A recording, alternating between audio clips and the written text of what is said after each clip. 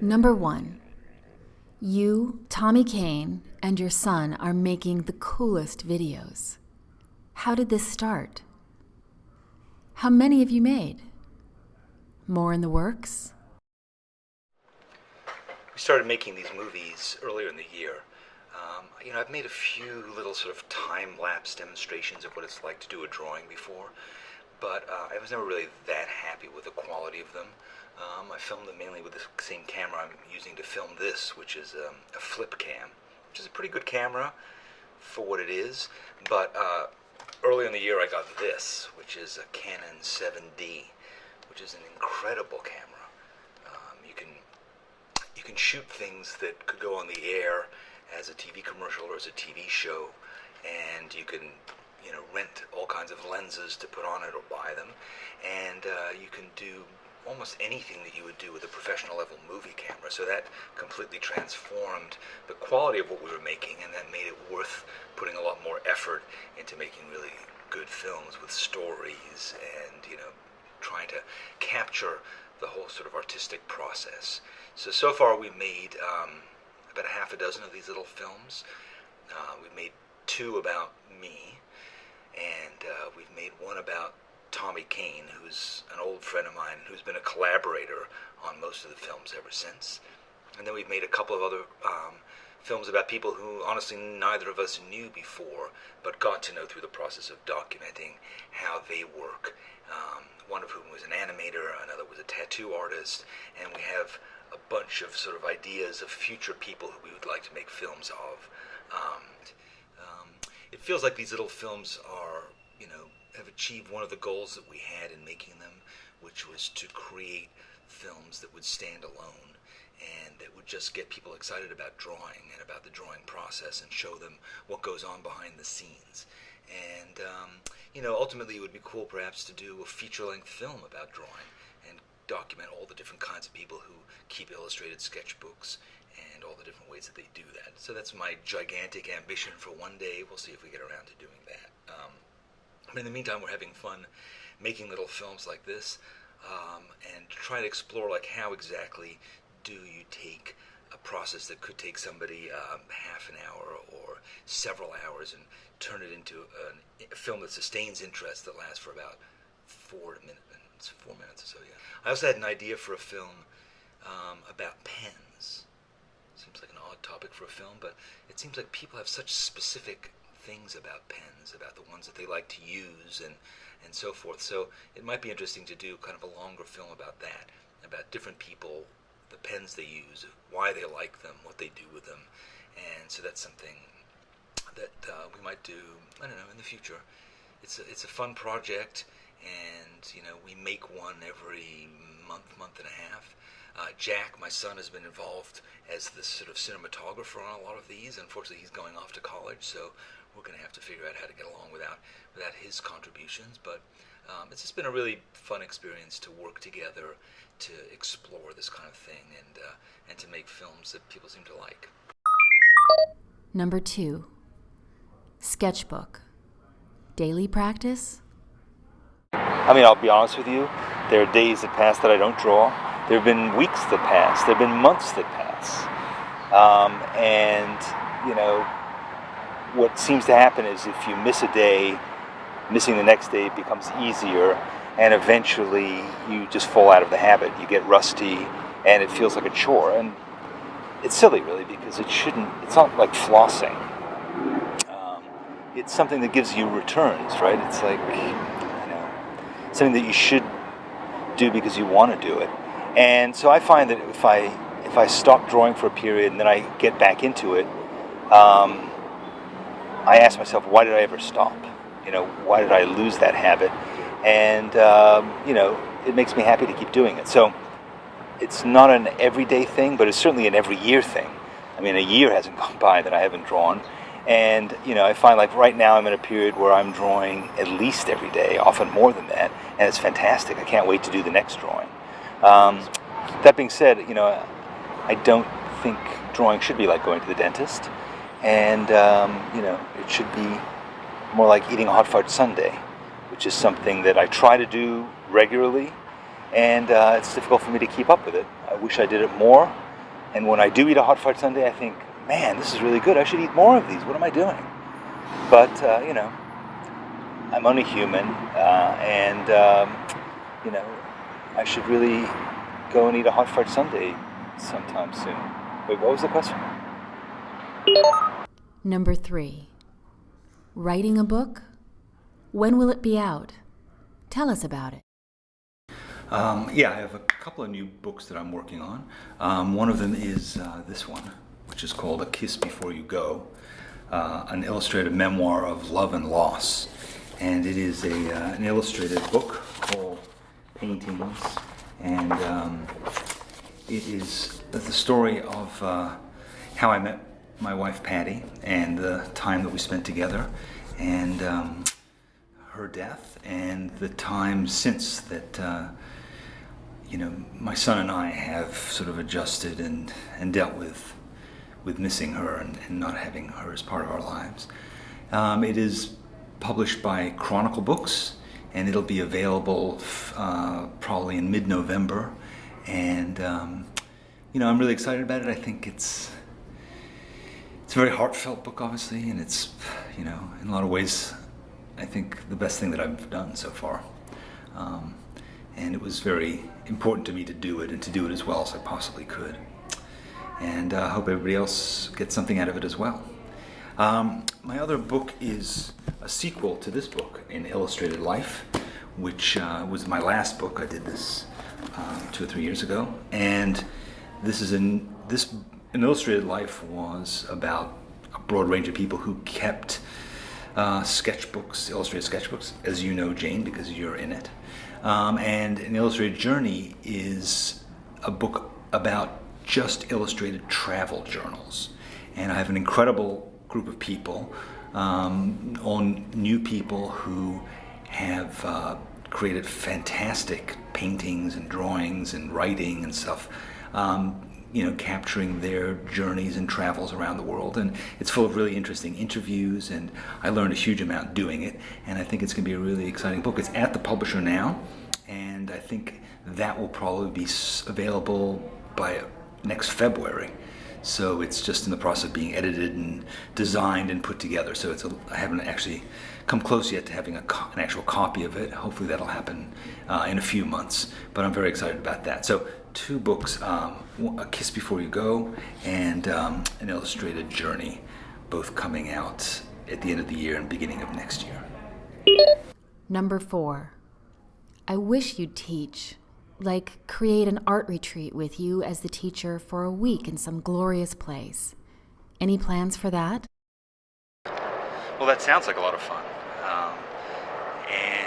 So often when I have taught, which has been only really a few times, the classes are held in sort of convention centers and conference centers and classrooms and things like that. And there's not a lot of beautiful stuff to draw. And it's not even interesting stuff to draw. So it has made it less fun than perhaps it could be, but I think the idea of a group of people going somewhere beautiful and drawing sounds great. When do we go? Number 5. What is your favorite part of your day? I think my favorite part of the day is probably the morning.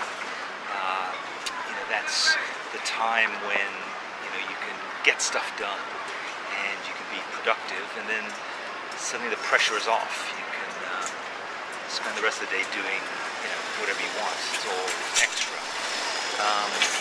I think that by nature I would think of myself as a night person, but the reality is that as I get older, I tend to wake up earlier and earlier, and suddenly hopping out of bed at 6:30 doesn't seem like such a painful chore.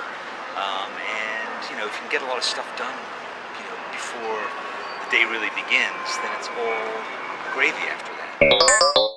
Number 6.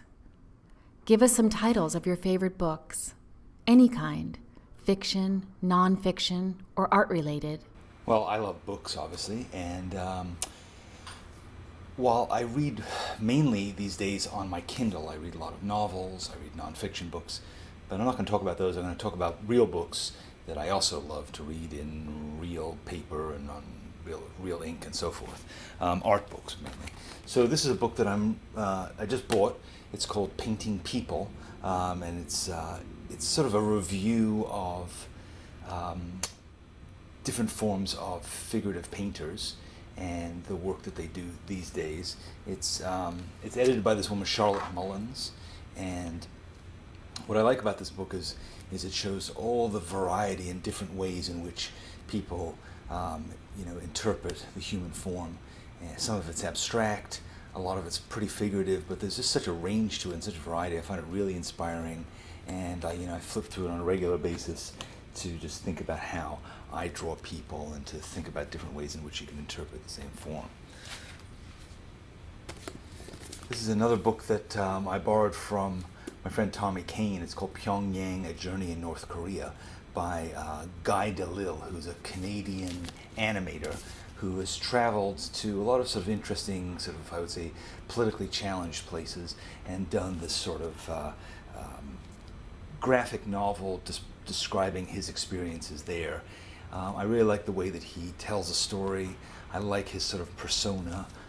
I like the quality of his line and the black and white drawings that he does, and his depiction of people, his architecture. It all has a lot of personality, and it gives me a lot of ideas on how to do sort of little tiny drawings that have a lot of story value to them.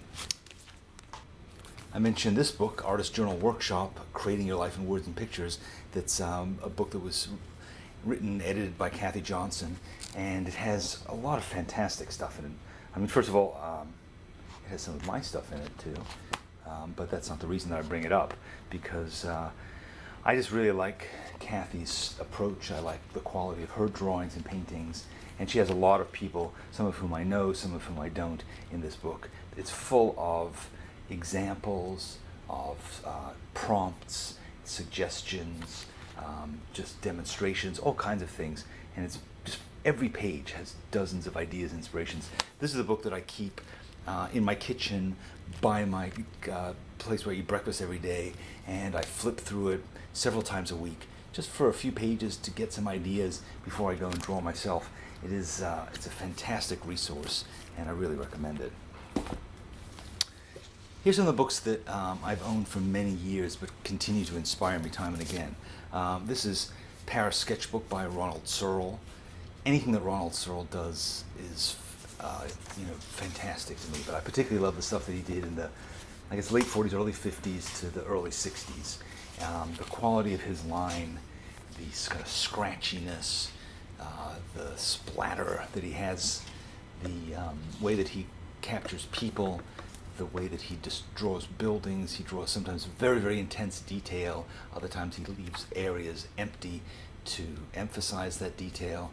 He's also a great sort of visual journalist, and there's just endless inspiration in this book for me, and I think it's worth he has so many books, but Paris Sketchbook, and I own 2 different copies of it, and it's a book that's been out of print for ages, but you can find it on the internet, and I've also posted pages from it on my website many times. But that's really a great book, as are many of his others. This is Creative Ink Drawing by Paul Hogarth. He's written 2 books about drawing, creative ink drawing and creative pencil drawing. Hogarth is primarily an illustrated journalist, I would call him. He does illustrations, but he also goes to places and does stories about them. He has done all the covers for all the Graham Greene novels as they came out in the 50s and 60s. Again, I really like the quality of his drawings. He draws with crow quill sometimes, with dip pens, with fountain pens, with brush. He travels to interesting locations and tries to find stories behind them. And in this book, Creative Ink Drawing, he also explains the stories behind his techniques. He tells stories about drawing. He talks about, even things like how to cut a feather into a pen. It's just a great book, and I go back to it time and again. I think there have been several editions of it. You can find it around. It's a fantastic book. David Gentleman is well known in England. I don't think Americans know him that well. He's done a whole series of books. This one is called Coastline. He's done books all about traveling through England, and he does watercolors. He tends to draw in ink, draw in a brush, draw with watercolors and a brush, and I love the way that he uses color. Sometimes it's bright and intense, sometimes it's muted. He puts in detail where it's needed. Sometimes it's kind of a cartoony vibrancy to his work. At other times it is, more architectural. But there's a huge variety to it. And again, lots of different things you can learn from looking at it. And his books are all dense with lots and lots of drawings. The text tends not to be as interesting to me. It just talks less about the method of drawing, and they're more sort of like books that are almost like travel coffee table books. But there's many books that he's put out, and I strongly recommend him, David Gentleman. So those are my favorite books right now. As for novels, I don't know, maybe I'll post a few and send you a few links to things I'm reading right now. I don't feel like I have anything particular to say that's that interesting about my general reading, but when it comes to art books, they're my passion. Number 7, future plans and dreams. Ever since I first started to draw, my life has changed in so many different ways, and I think I've found that in the course of sharing that enthusiasm and explaining to people that it's possible to overcome your anxiety about drawing, about creativity, to overcome all those lousy art teachers you might have had in 5th grade, and to make drawing into just a regular part of your life. It doesn't have to be a profession.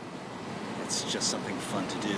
And I think when I think about my dreams and fantasies and plans for the future, they're all kind of around that notion and doing more with that.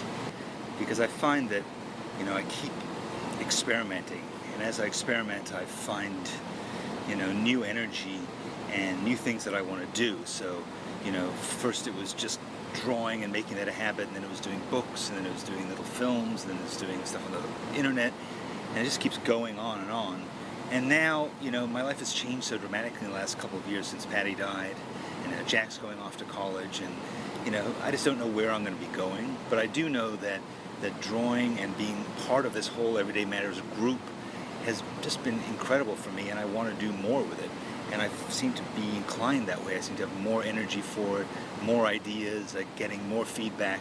So it keeps going, and I think that's really, I'm incredibly lucky that way, that in spite of the stuff that may have happened in my life, this sort of feedback and love and encouragement and inspiration, and this sort of the whole cycle of it, the whole kind of community of it, is just really fantastic. And I want to meet more people in person. I want to go to places. I want to draw with people. I want to think of new kinds of books to make. I want to figure out how we can bring more people into it and share more stuff with people. It's limitless. And so I just get very excited about it, as you can tell. And Jane, I know that you share my enthusiasm for this. I know that you're doing all kinds of things to get people to express their creativity, and there are a lot of other kindred spirits out there, people who want to either participate or want to show the way of how this can be done and to figure it out, and that's what we're doing. So that's kind of my grand hope for the future, is that we do more of it, more intensely, do it together, use technology to share it and to bring people in, and yet not forget that it's really, in the end, just about a piece of paper and a pen and recording your life and making that a habit that you do as often as you possibly can. Number 8, feel free to add any other questions and answers you'd like to include. I don't know. I guess my only question would be, where has the time gone? I've had a fantastically fun time answering your questions, Jane. Thanks very much for asking them, and thanks for giving me this opportunity to answer them. I hope that it has clarified some things for you, as it has for me, and that you will take this as an opportunity to go and draw something, which is what I plan to do now that I've done with this barrage of interrogation. Have a lovely day. Bye-bye.